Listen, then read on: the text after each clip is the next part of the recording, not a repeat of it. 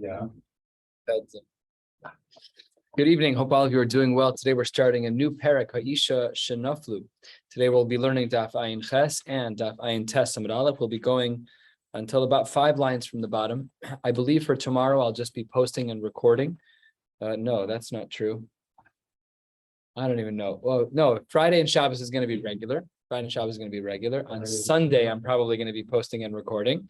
Maybe Maseches Shabbos, I'll post a shiur, something like that. And then on Monday and Tuesday, we'll be on time for Daf Yomi, whatever the appropriate Daf is. And that is what we will be doing. There is a shiur tomorrow? No shiur tomorrow. No shiur tomorrow. An extra shiur Sunday to catch up, which is good because I don't have time. There should be one somewhere. I don't have one. A small one. Yeah, there might be a small one.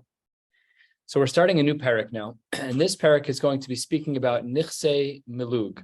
It's going to be speaking about items that a woman brings into a marriage. And typically speaking, the general rule is that which a woman brings into a marriage, she owns the principle of it, and her husband gets to benefit from the peiros, from the fruits of it. Although sometimes, as we'll see today, the principle is actually the fruit, and the fruits are actually something else, as we'll see on the bottom of the next page. So let's get started with a new Mishnah to try and learn some of the parameters of the nichsei milug, to learn some of the parameters of when a woman fully owns the rights to the nichsei milug, to the principle of which she brought into the marriage, and sometimes she doesn't. Ha'isha shenaflu la nechasim, a woman who gets properties.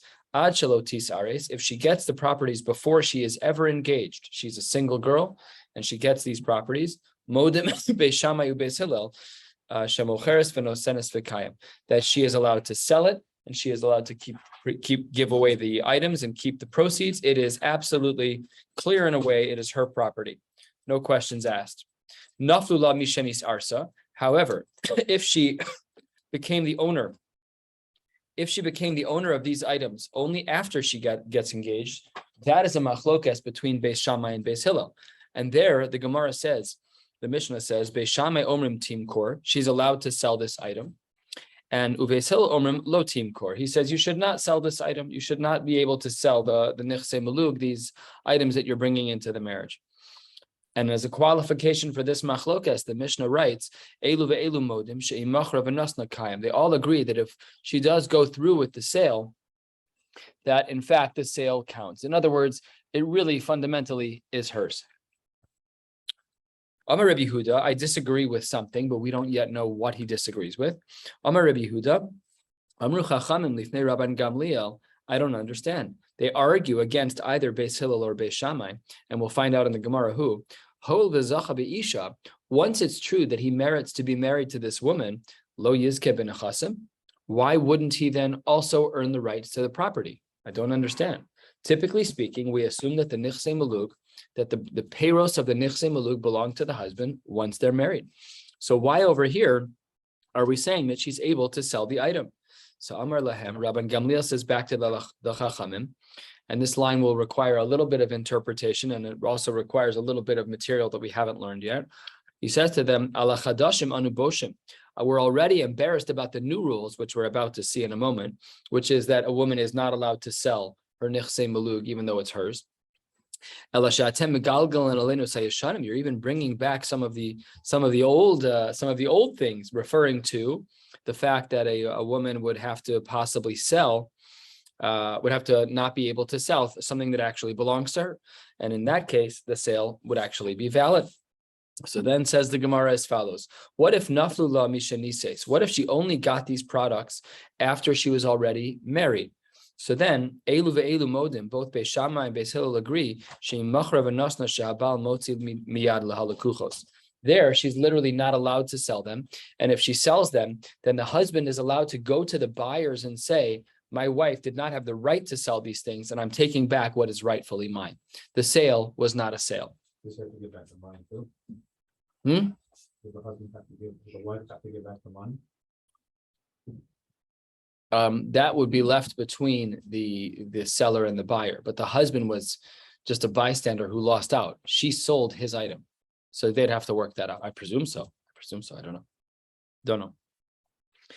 But they agree in that case. What about the next case? Let's say Ad Shaloni says she got these products into her possession before she was married, but vinises, and then she got married. Then can she sell them? So sure, she's straddling the actual marriage date.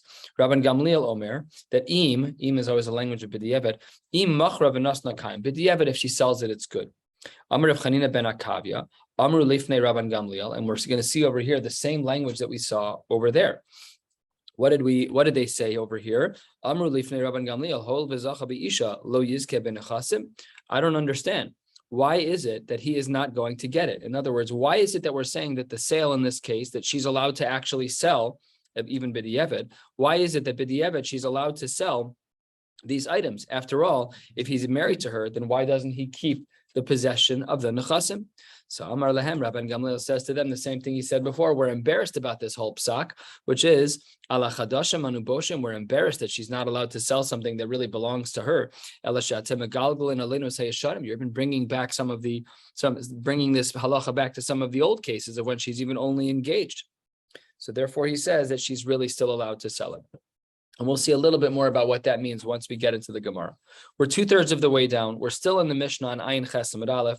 The Gemara says as follows: Reb Shimon cholek bein nechasim lenechasim. Reb Shimon makes a distinction between the different types of nechasim that are possible. There's nechasim hayeduim lebal. There are properties that the husband knows about that the wife owns. Let's say somebody drops off a brand new car for her on the front grass. Here's an Escalade for your birthday. Her father drops it off and the deed is in her name. Okay, so then that's hers and it showed up and the husband knows about it. But then in such a case, lo timkor, that she's not allowed to sell against her husband's wishes. And if she tries to sell them and give away this nichse melug, the halacha is that it's batel, that the kinyan doesn't work at all. And she can't sell that which doesn't belong to her. However, if she earned a property, she'einan yaduan leba'al, let's say she gets in the mail a deed to a property in Jamaica, and her father said, I'm hereby gifting you this piece of property in Jamaica, and the husband doesn't know about it. Okay, under those circumstances, it's also the halacha of lo timkor, but here, here the transaction would actually work. So Reb Shimon makes a distinction between properties that the husband knows about versus properties that the husband doesn't know about. The Gemara, 6 lines from the bottom of the page, opens with a question comparing the first and second cases in our Mishnah. In the first case of our Mishnah, it was a case where she earned property or where she received property before she was engaged.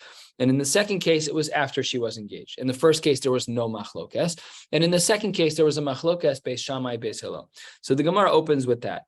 Maishna reisha de lo pligi. Why is it that in the very first case of our Mishnah, when she wasn't yet engaged, and then she was gifted an orchard, whatever the case may be, there's no machlokes beis Shammai ubeis Hillel. Umayshna seifa. What about the next case? The seifa, really not the seifa, the end, but the next case in our Mishnah, to pligi, where beis Shammai and beis Hillel argue. Why is it that the scope of their argument is only under certain circumstances? In other words, why don't they argue when she gets a property when she's single before she's engaged? The Gemara responds, Amrei debei Rav Yanai. They answered in the Beis Medrash of Rav Yanai, Reisha bizchusa naflu. In the Reisha, she was a single girl. She wasn't engaged yet. And it's all hers. There's no one else to share it. She didn't get the property when she was engaged to anyone. There are no halachic ties between her and her husband-to-be. So if she gets a property 10 days before her engagement, the property is completely hers. There's no machlokes, beis Shammai, beis Hillel. Everyone agrees she's allowed to sell that. In other words, it's not nichse melug. Nichse melug is something she brings into the marriage. It might be something that in theory she'll bring into the marriage, but we don't know when Prince Charming is coming along. That's her property right now. So in the Reisha, there's no machlokes beis Shammai beis Hillel. Last short line. But Seifa, in regards to the next case where she's already engaged, there, bizchuso naflo. There, the property is partially his because they're halachically engaged. And we already have learned a couple of times in this Masechta that there are times that a husband might even be obligated in mizonos to a wife after they're only engaged. So really, that's why there's a machlokes beis Shammai beis Hillel in regards to a woman who gets property after she's engaged. Says the Gemara, wait 1 second. In bischuso naflo. If really they're fully married at that point, even though they're halachically engaged, but if you're saying that halachic engagement is enough to give him the rights to the nichse melug, then kimachra v'nasna amai kayam. Then when she tries to sell it, why does the transaction work? If you're saying that properties that she earned after she's engaged are treated as nichsei malug, and really the husband has access to the payros of that nichsei malug, so then how can she go and sell it? She has no right to sell something that isn't hers. So says the Gemara, Ella, you're right. Resha vadai b'schus naflo. Really, the better answer is like this.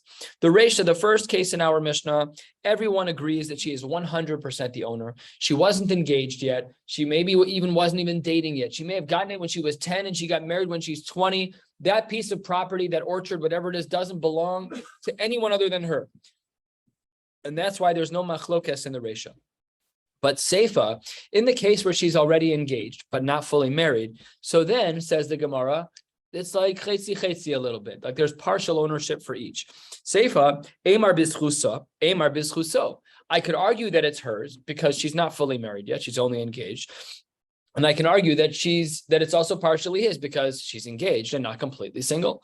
And therefore, lechatchila lo timkor, but imachra v'nasna kayim. And that's how the Gemara threads the needle, trying to solve for the distinction between the first two cases in our Mishnah, where in the Resha there is no machlokes, and we assume it's completely hers, and the Seifa, where there is a machlokes, because there they seem to both have a little bit of a claim to the property. And then, as I had pointed out in our Mishnah, that Rabbi Yehuda seems to argue either on Beis Shammai or Beis Hillel, and this was case number 2 in our Mishnah on line 3. We said that after a couple's engaged, Beis Shammai and Beis Hillel argue. Beis Shammai says that she's allowed to sell the nichsei malug b'di'evet, and Beis Hillel says she is not allowed to sell the nichsei malug b'di'evet. And then Rabbi Yehuda argued against them. Asks the Gemara, Amar Rabbi Yehuda, Amar lifnei Rabban Gamliel, who is Rabbi Yehuda arguing on? Ibayalahu, Rabbi Yehuda alechatchila, o adiavad. Who is he arguing on? Is he arguing on Beis Shammai or is he arguing on Beis Hillel? As we turn to the top of Ayin Chesem and Beis, the Gemara provides a short answer. Tashma, we have a brisa. Titania, the brisa writes, and this is actually a Tosefta, which is found here in this parak. Titania, the brisa writes, Amar Rabbi Yehuda, Amar lifnei Rabban Gamliel, since a woman who is engaged is considered a marriage to a great degree, and certainly a woman who's fully married is considered married, then there should be an added word here, zu machra, just like if a married woman, a woman who's past nisuin, sells the nichsei malug batel, afzu, so too machra batel. Afzu, even a woman who's only betrothed, only engaged, who tries to sell nichsei malug, that transaction also shouldn't work. Amar lahem, Rabban Gamliel says back to them, no, the transaction should work. So what does that show us about shitas? Rabbi Yehuda, shmamina diavad ka'amar shmamina, that even be diavad, it does not work, and that seems to be like the shita of Beis Hillel. Tanya, the brisa writes, Amar Reb Chanina ben Akavia, Lo kach heshivan Rabban Gamliel lechachamim. What we just saw as a response from Rabban Gamliel was not the response that was accurate. Elakach heshivan. This was really the response of Rabban Gamliel. Lo, that's not correct. The distinction, that the comparison that you tried to make between an engaged woman and a married woman is not really true. Imamartem binisua, in regards to a woman who's fully married, shekain baila zakai b'mitzia seha, the husband benefits from any items she finds v'maisea down from her proceeds v'hafaras nadaran, he can be mayfair her nadarim. But tomru be'arusa, when it comes to a woman who's engaged, she'ein bala, her husband does not zakai lo b'mitzia, so he doesn't get any lost items she finds v'lo b'maisea v'lo v'hafaras nadareha. So really, what we see from our Gemara is that Rabbi Yehuda's argument was really wrong. Rabbi Yehuda tried to say that just like a woman who's married, fully married, can't sell the nichsei malug, so to a woman who's engaged. But the Gemara says a woman who's fully married and a woman who's only engaged, they're not halachically in the same boat. And then Amrulo, they said back to him, Rebbe, I don't understand. Machra, and we take out the word la. Machra ad shaloni says, if she sells it before she's married, that's one conversation. But nises ve'achar kach machra, what if she's fully married and then she sells the property? Amar lahen avzu mocheres v'nosenes v'kayam. This would be viable. Actually, sounds like it's lechatchila from, doesn't say the word im. This would be a viable sale. Amru lo hol v'zacha be'ishta lo yizke b'nechasim. We're going to see this line still a couple more times. I don't understand. Why would you say that? Why would you say she's allowed to make that sale? After all, once they're fully married, how can she sell that which is not his? Doesn't he benefit? Lo yizke b'nechasim, says the Gemara, because the Chachamim had to put a limit. Amar lehem ala chadashim anu boshim. We're embarrassed about this in the first place. Ela she'atem megalgalin aleinu es hayashanim, and you're bringing back some old conversations. So therefore, we are lenient and we assume that even after a woman is married and she sells her nichsei malug, that the transaction would work. It's as if it is completely hers. Asks the Gemara, how can you say that it seems to be that it's the chatchila that she's allowed to sell it? Rabban Gamliel Omer, im machra v'nas nakayim. Rabban Gamliel uses the language of im, which is always the language of b'di'evet. If you sell it, then yes, then the sale counts. So how does the Gemara answer this? With two different answers. One is changing the text. Tani, we really should change the language to mocheres v'nosenes kayim. It's not a language of b'di'evet. We get rid of the language of im by Rabban Gamliel. And Rav Papa Amar Lokasha, that there's really a better answer. Ha Reb Yehuda aliba de Rabban Gamliel. Ha Reb Chanina ben Akavi aliba de Rabban Gamliel. And there's just a machlokas in how to understand Rabban Gamliel. And in one case it sounds lechatchila, and in one case it sounds b'di'evet. But says the Gemara, if that's true, then Reb Chanina ben Akavi akebe Shammai. Then it implies that Reb Akiva ben Chananya holds, Reb Chananya ben Akavi, holds like the shita Beis Shammai, like we have in our Mishnah, who allows for this to be sold lechatchila even after she's engaged. So that the Gemara says is not true. Hachi kamar. Really, in that case, lo nechlaku Beis Shammai Beis Hillel al davar zeh. There was no machlokas over there. There's only a machlokas in other cases. And that's how the Gemara gets out of it. He's not holding like Beis Shammai. He's holding like both Beis Shammai and Beis Hillel. However, against all of these two shitas of Beis Shammai and Beis Hillel is Rav and Shmuel. Rav and Shmuel Damrei Tarvaihu, they disagree with what we've learned. Bein shenaflu lanechasim ad shaloni sarsa. Bein shenaflu lanechasim mishani sarsa. And then Venices, whether or not she got these items into her possession as nichsei malug before she was engaged or after, and then she got married. Habal moti miyad halakuchos. They have a very strict line. No matter what, the husband is allowed to go back to them and say, you had no right to sell this. It doesn't belong to you. These are partially mine. And the husband is allowed to go back to the buyers and say, you had no right to sell this to me. Says the Gemara, Kiman, who is this shita like? Delo Rabbi Yehuda, below Rabbi Chanina ben Akavia. This doesn't fit with any of the approaches within Rabban Gamliel and doesn't fit with our Mishnah. Says the Gemara, you're absolutely right. Rav and Shmuel, inhu, plural, they de'amre kirabosenu. They hold like a different sheet of the Tanaim as found in the Brisa. 2/3 of the way down on Ayin Chesamad Beis. The Tanya, the Brisa writes, Rabosenu chazru v'nimnu. The rabbis got together and they had a democratic vote and they decided as follows, just like we saw in Rav and Shmuel a couple of lines ago, that bein shenaflu la ad shaloti sares uvein shenafla la mishanis arsa v'nises, that if she got these properties before she was engaged, or she got the properties after she was engaged, but then she fully got married, that she is no longer allowed to sell them. Habal motzi miyad halakuchos, but if she did sell them, the husband would then go to the buyers and say, I'm really sorry. My wife did not know what she was doing. She sold properties that she had no right to sell, and you need to give them back to me, and he would be in the right. We had said in our Mishnah that Mishanises Elu ve'elu modim, that they agree that once they're fully married, that's the line in our Mishnah, that they agree that once they're fully married, that he can take it out of the hands of the Lekuchos. And the Gemara says, Lema Tanina, the Takanas Usha. This sounds a lot like what happened with Takanas Usha. Why does this Mishnah, our Mishnah, sound like Takanas Usha? Because, says the Gemara, this Gemara is we learned about it in this Masechta already. Somewhere else too? No. Yeah, but not ones that we learned. Just Daf Nun, it says. The Amar of Yosi Reb Chanina be'usha hiskinu ha'isha shemachra b'nichsei malug b'chay baila umesa habal motzi miyad halakuchos. That sounds very similar to our Mishnah. Our Mishnah said that if a woman is married, that everyone agrees that if she sells the nichsei malug, he can go buy it. However, the Anshe Usha seem to have said the same thing. Says the Gemara, there is a distinction between them because after all, why would the people from Usha have to make a halacha when it's already coded in a Mishnah? The Gemara responds 12 lines from the bottom, Mas Nisan, our Mishnah is dealing bechayeha ule peros. Our Mishnah is dealing about when she's alive and the fact that he gets peros. But Takanas Usha was talking about begufa shel karka ule achar misa. Different part of the continuum. The Takanas Usha was saying that even after she dies, he can go back and claim properties that she sold. So if she sold an orchard and then she died, he can go back and say listen, my wife made a mistake.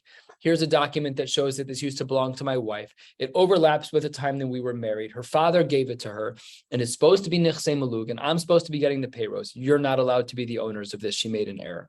And then they can take back the property. We had said at the end of our Mishnah, at the beginning of the parak on the previous Amud, that Rav Shimon cholek bein nechasim, that there's a distinction between properties that the husband knows about and properties that the husband doesn't know about. And if you look back at the Mishnah on Ayin Ches Amud Aleph at the end of that Mishnah, you'll see that the Mishnah said that if the husband knew about it, she's not allowed to sell the nichsei malug. And even if she tries, it's a failed transaction. But if the husband doesn't know about the nichsei malug, she still shouldn't sell it. But at least there, the transaction is valid. And the Gemara now analyzes this shita. Says the Gemara, Elu hein yuduin ve'elu hein she'enon yuduin. How do we define, like everything else in Shas, scope and parameters, how do we define what's considered known to the husband and what's considered not known to the husband? The Gemara says, Amar Ravasi b'Rebbe Chanina, Yaduin mikarkoi. When we say something that's Yadua, that's something that's not only Yadua to him, it's Yadua to everybody who owns that piece of property. That woman, his wife, owns that piece of property. She got it as part of her Yerusha. But she'enon Yaduin mitaltale. And maybe posits the Gemara, posits Rabbi Yossi b'Reb Chanina, that what we're talking about of Einon Yaduin is mitaltale, is things that are not ground. Cars, TVs, all of those things are considered metaltalin, and that's einon yaduin. And if that's true, then the distinction would have then been in our Mishnah that if it's something that the husband knew about, namely karka, then she's never allowed to get away with selling that. But had it been metaltalin and she actually sold it, even though she shouldn't, the sale would count. However, Rav Yochanan doesn't agree that this is how we define Yaduin and Einon Yaduin. Rav Yochanan Amar Elu ve'elu Yaduin hein. Both of those are Yaduin. Whether or not it's metaltalin or karka is not really relevant. Says the Gemara, ve'elu hein she'einon Yaduin. Here's how we define something that's not Yadua. Kol sheyosheves kan. She lives here in Chicago. V'nafla la nechasim b'medinas hayam. And she won in a lottery. She won a massive estate in Jamaica. So that's the Gemara says that is considered einon yaduin, and she's technically allowed to sell that, and the transaction works. And if she does that, that's considered einon yaduin. And then even if her husband complains and kicks and screams, the transaction works, and he has no access to the lekuchos to buy it. So that's a machlokas between the Amoraim. But the Gemara then sides with Rav Yochanan. Tanya, 5 lines from the bottom. Tanya nami hachi. We have a brisa that defines yaduin and einon yaduin, just like Rabbi Yochanan did. Elu hein she'einon yaduin kol sheyosheves kan v'nafel lo nechasim b'medinas hayam. And therefore, we define from this Gemara here, we define our Mishnah that when Reb Shimon at the bottom of our Mishnah said that there's a difference between properties that are yadua to a husband and properties that are not yadua to a husband, that b'di'evet, if a woman sells a property that her husband doesn't know about and it's nichsei malug, she is allowed to sell it b'di'evet. It's not a good thing to do, but if she does it, the transaction is considered to be valuable. And let's say there was a marriage that wasn't so good. Maybe she kind of saw the writing on the wall, and she had nichsei malug going into the marriage, and she wants to hide it from her husband. Okay, so is that possible in a halachic way? So says the Gemara, a little bit of a story. 3 lines from the bottom on Ayin Ches Amud Beis. Hahi itza, there was a woman, deboya desavrachinhu lenichsa migavra, that she wanted to chase away, really hide in context. She wanted to hide the nichsei malug, her properties that she's bringing into the marriage, from her husband. Shielding, putting in one of those countries like the Cayman Islands that only supposedly don't have any rules. I don't know if that's actually true. Just every movie says it. Is that true? There is something about the laws that came out, we domicile there, and there are differences, but it's not like it's the Wild West. It's not the Wild West. It's not the Wild West, but there Right. is a lot more. You should just know that my entire understanding of the Cayman Islands is from movies. So I have no clue what's true and I don't even watch movies, of course, but had I watched movies. A very legitimate company that domiciled in the Cayman Islands, although they ended up moving it because everybody thought what you thought. Yeah. It just seemed inappropriate. Yeah.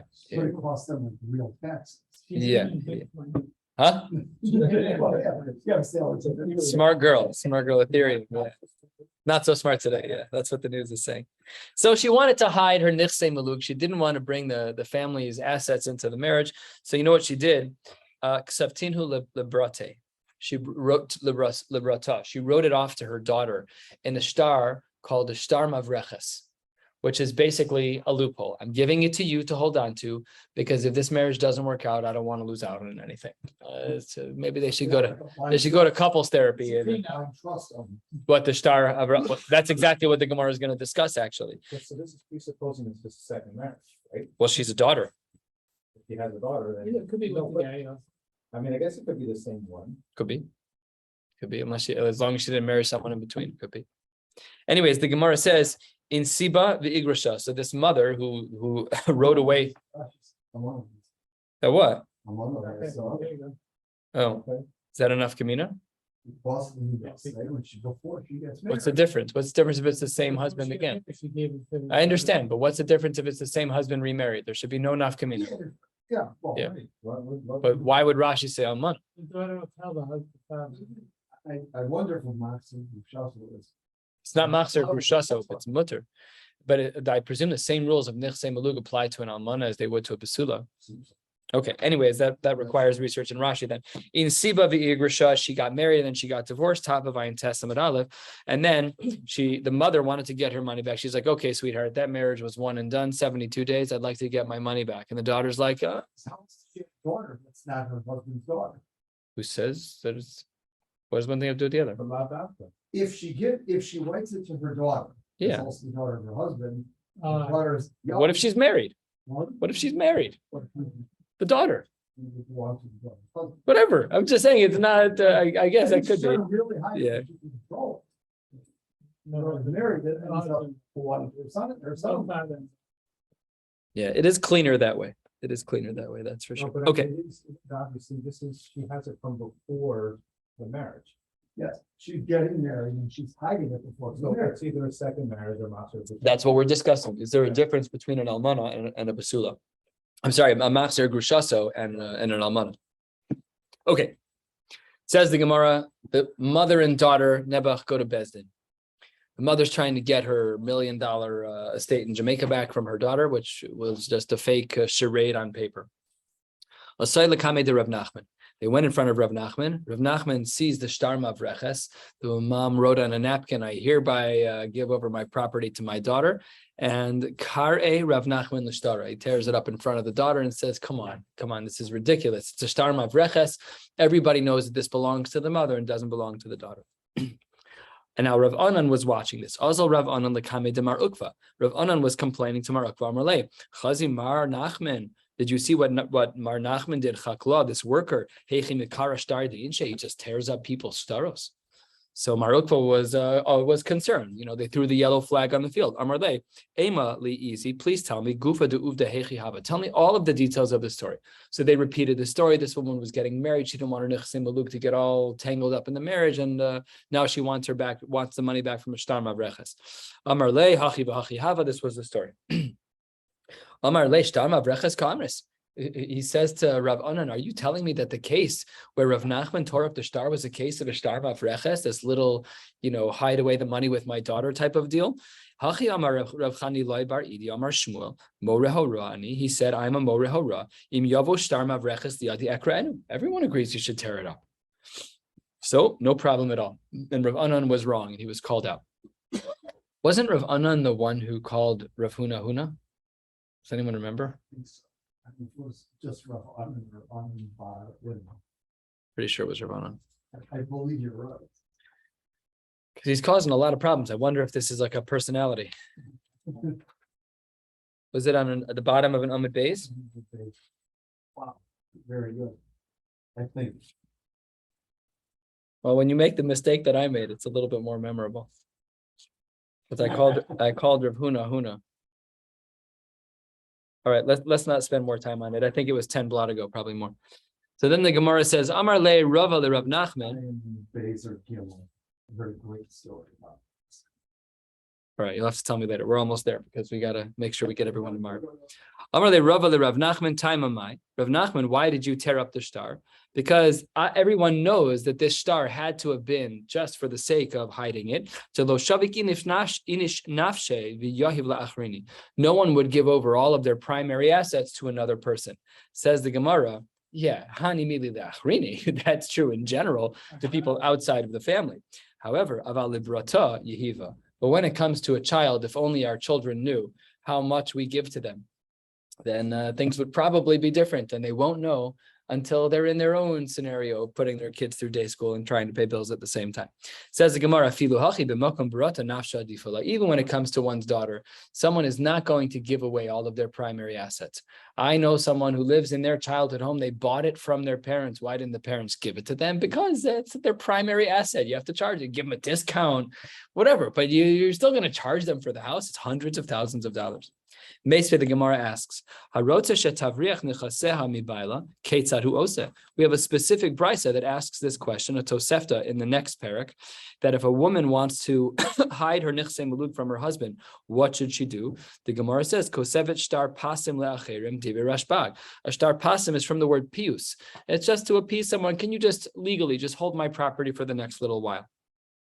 However, the Chachamim said, Ratza mitzachek ba. However, that person really could run away with their money. Unless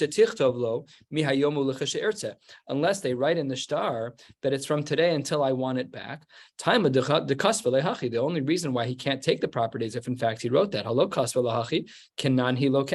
Then the person who they gave the star pius to can actually be kona that thing. So how then does that actually work? How does the star pius work? You leave out those words, they get to keep everything.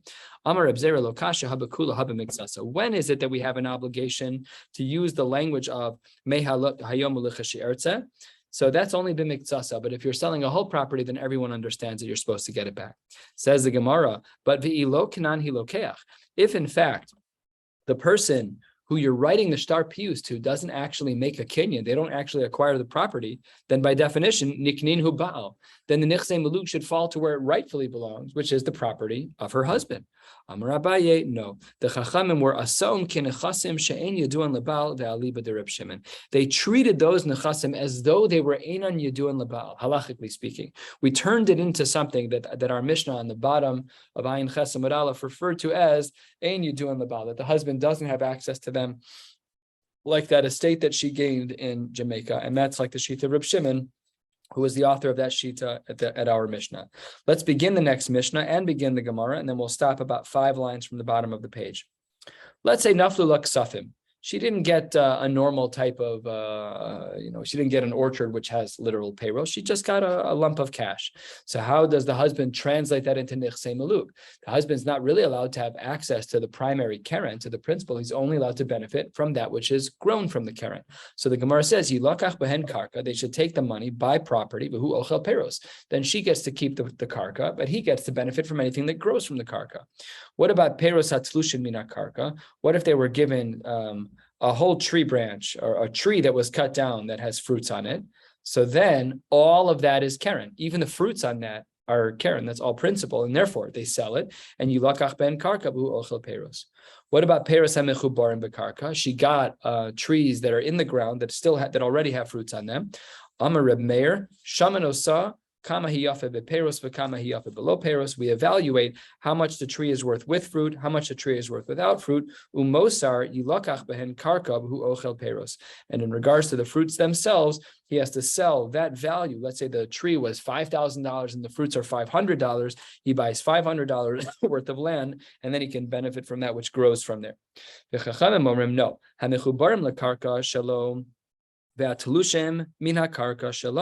That which is attached to the karka belongs to him. And that which is separated belongs to her. And with his money, with the mechubarim, then he can sell it and he can buy peiros he can buy land in order to get the peiros from the land. Reb Shimon Omer, and we'll translate this a little bit more in the coming days. Reb Shimon Omer, makom shiyafe kocho bichnisasa, that which is good for a husband when he enters a marriage, hura kocho b'yitziasa, is bad when he leaves a marriage. And as well, makom shehura kocho bichnisasa, the opposite is also true. If it's a low standing when he enters the marriage, yafe kocho b'yitziasa, then it would be good for him when the marriage ends. Ketzad, what's the case? Peiros hamechubarim lekarka, when the fruits are mechubar lekarka, they're attached to the ground, then bichnisasa, then that's shelo, that's to his benefit. But uva yitziyasa, because it's the principle, shela, it really does belong to her. He can just benefit from it while it's while they're in their marriage. If in the beginning of the marriage he gets fruits that are attached to a tree, but the tree is not attached to the ground, that belongs to her. And that's her principle. And we'll see later in the Gemara why this is the case, but then he gets to keep that. And the Gemara is just trying now for the next two lines in very, very short order to try and compare which types of properties are better. Pshita, says the Gemara, ara ubiti, if you have land or house, ara. It's better to have the ground than it is to have the house. I think in a neighborhood like ours, some lots are actually bigger than 30 feet. Wow. The person who sold me my house did not understand. They charged way under market. We have an extra 10 feet to the side of our house, which isn't that much. But in West Rogers Park, it's a third of a lot. So it's a driveway, which is what we were zoche to. It's a driveway, and it's also all the way to the alley. So we have a little bit more room until we hit Scotty Shayer's fence. Okay. And then what about, says the Gemara, about bate v'dikle, if you have a house or if you have a tree, obviously bate, you can keep that, the house is better. Dikle v'ilane, if you have these specific palm trees versus other kinds of trees, dikle, the palm tree is more worthwhile. Ilane v'kufne, if you have trees versus vines, which one should you pick, the trees or the vineyard? The Gemara says, ilane, we should take the trees. We'll stop right here. We'll pick up on Shabbos at the bottom of Ayin Tes Amud Aleph, wishing you all a beautiful night. Just to confirm, there's nothing tomorrow. Nothing tomorrow.